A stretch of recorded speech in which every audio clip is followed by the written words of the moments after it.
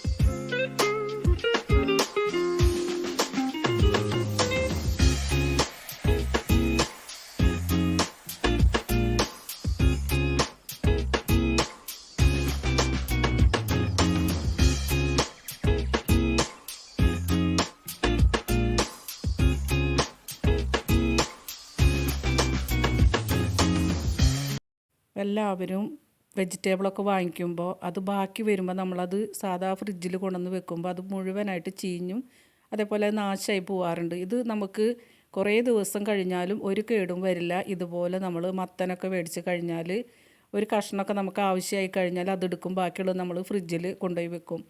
അപ്പോൾ അത് ഒരിക്കലും കേടായി പോവാതിരിക്കാനുള്ളൊരു ട്രിക്കാണ് നമ്മൾ ഇതിൻ്റെ ഉള്ളിലെ ആ ഒരു കുരുവും നാരുകളൊക്കെ ഒന്ന് നന്നായിട്ട് ക്ലീൻ ചെയ്തെടുക്കുക. ഇതിൽ നിന്നിട്ടാണ് നമ്മളുടെ പച്ചക്കറികളൊക്കെ പെട്ടെന്ന് കേടായി പോവുക. അത് വെള്ളരിക്കായാലും കുമ്പളങ്ങ ആയാലും മത്തനായാലും ഒക്കെ ഈ കുരു വരും. കുരും അതിൻ്റെ ആ ഒരു നാരുകളൊക്കെ കൂടി വരുമ്പോഴാണ് കേടാവുക. അപ്പോൾ അത് നന്നായിട്ട് ക്ലീൻ ചെയ്തതിൻ്റെ ശേഷം നമുക്ക് ഇതുപോലൊരു ഫോയിൽ പൊതിഞ്ഞ് വെച്ച് കഴിഞ്ഞാൽ ഒരുപാട് ദിവസം നമുക്ക് ഈ ഒരു മത്തനൊക്കെ ഉപയോഗിക്കാം, ചീഞ്ഞു പോവാതെ. പിന്നെ അതുപോലെ അധികമായിട്ടൊക്കെ മുരിങ്ങക്കായൊക്കെ കിട്ടുമ്പോൾ സൂക്ഷിച്ച് വെക്കാനുള്ളൊരു വിദ്യയാണ്. നമ്മൾ ഈ ഒരു മുരിങ്ങക്കായ തോലൊന്നും കളയാതെ അതിൻ്റെ കടയും തലയും നമ്മൾ കട്ട് ചെയ്ത് മാറ്റുക. എന്നിട്ടൊരു 3 കഷ്ണമോ 2 കഷ്ണമോ നിങ്ങൾക്ക് എത്രയാണ് ആവശ്യമുള്ളതെന്ന് വെച്ചാൽ അനുസരിച്ച് കട്ട് ചെയ്ത് എടുത്ത് വെക്കുക.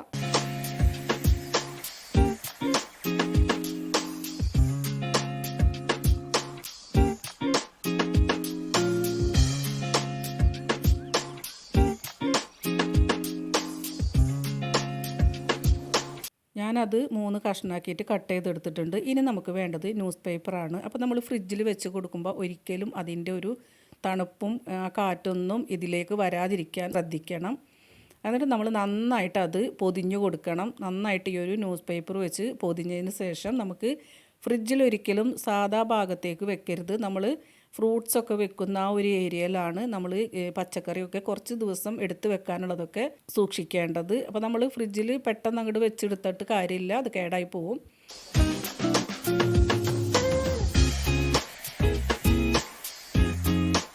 ഇന്ന് കറി വെക്കാൻ വേണ്ടി എടുത്ത കയ്പ്പയ്ക്കയിൽ ഒരെണ്ണം ബാക്കി വന്നു.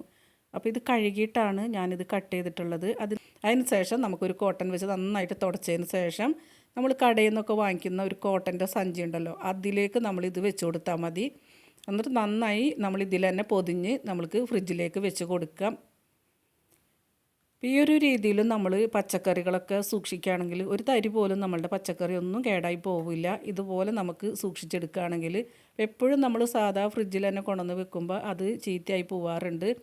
ഇത് നമുക്ക് എത്ര ദിവസം വേണമെങ്കിലും അത് ഭദ്രമായിട്ട് അവിടെ ഇരുന്നോളും, ഒരു തരി പോലും കേടാവാതെ. അപ്പോൾ നമ്മൾ ഫ്രിഡ്ജിൽ വെച്ച് കൊടുക്കുമ്പോഴും ഇതേപോലുള്ള ഒരു ഏരിയയിൽ വേണം നമ്മൾ ഈ ഒരു കുറച്ച് ദിവസത്തിനൊക്കെ സൂക്ഷിക്കുന്നത് വെക്കാനായിട്ട്. പപ്പടം അതുപോലെ തന്നെ മല്ലിയില വേപ്പിലൊക്കെ നമ്മൾ ഇതേപോലെ സൂക്ഷിക്കണം. അപ്പോൾ ആ ഒരു തണുപ്പും വെള്ളമൊക്കെ തട്ടാതെ ഇത് ഭദ്രമായിട്ട് സൂക്ഷിച്ച് നമുക്ക് എടുത്തു വെക്കാം, കുറേ നാൾ ഇരിക്കുകയും ചെയ്യും. ഇനി നമ്മളുടെ ടെറസിൽ നമുക്കിഷ്ടം പോലെ പച്ചക്കറികൾ ഉണ്ടാക്കിയെടുക്കാമെന്നുള്ളതാണ് കാണിക്കുന്നത്. അപ്പം നമുക്ക് സ്ഥലമില്ല എന്ന് പറഞ്ഞിട്ട് നമുക്ക് ഇതൊന്നും ഒഴിവാക്കേണ്ട ആവശ്യമില്ല. നല്ല ശുദ്ധമായിട്ടുള്ള പച്ചക്കറികൾ നമുക്ക് വീട്ടിൽ തന്നെ ഉണ്ടാക്കിയെടുക്കാം.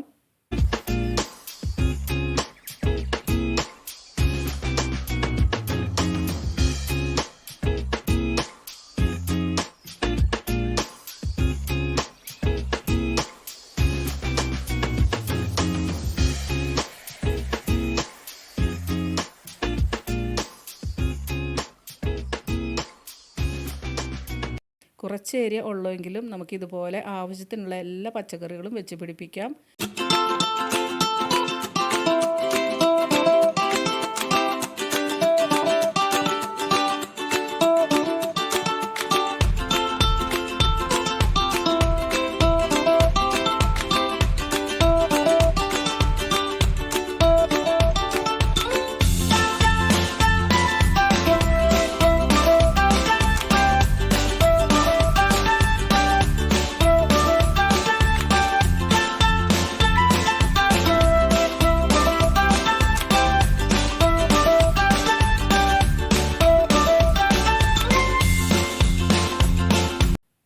കാണാൻ തന്നെ നമുക്ക് നല്ല ഇഷ്ടമാണ്. ഒരുപാട് പച്ചമുളകുകളും അതുപോലെ പുതിനയില, വെണ്ടയ്ക്ക, വഴുതന എല്ലാം നമുക്ക് നമ്മളുടെ ടെറസിൽ തന്നെ എത്ര ആവശ്യമുണ്ടെങ്കിലും അതിനനുസരിച്ച് നമുക്ക് ഉണ്ടാക്കിയെടുക്കാം.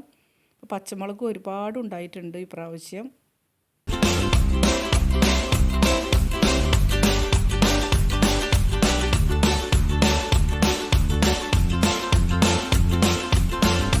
പുതിനയിലയാണ് ഇത്, ഒരുപാടുണ്ടായിട്ടുണ്ട്. അതിൽ പച്ചമുളകും വെച്ച് കൊടുത്തിട്ടുണ്ട്.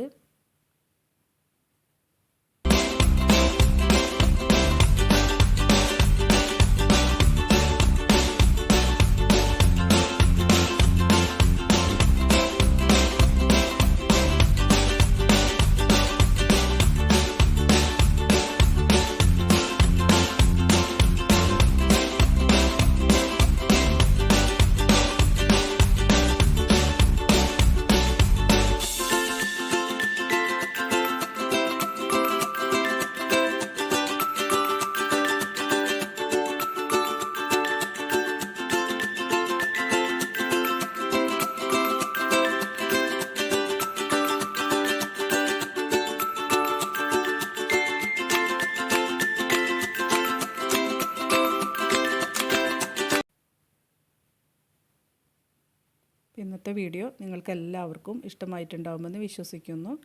ഇൻഷാ അല്ലാഹ് വേറെ വീഡിയോ ആയിട്ട് കാണാം.